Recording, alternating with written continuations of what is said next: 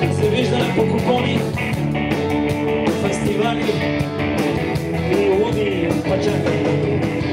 Баща ми беше шлосен и стругар, имаше пето железничар. Казваше ми сладкия живот те чака, но не гледаш кой ще кара влака.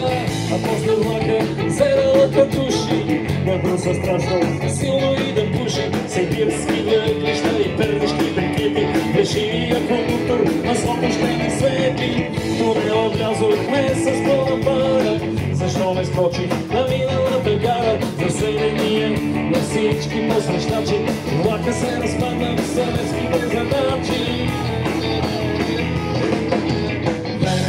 Верен си оставам аз, верен на съдбата, на себе си и на вас.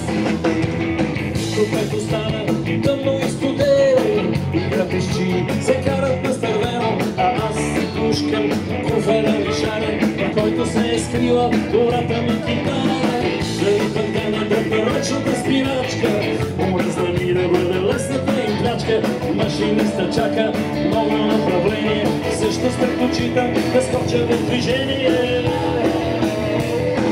Верен, верен, верен, верен, верен си оставам аз, верен на съдбата, на себе си и на вас. Верен, верен, верен, верен си оставам аз.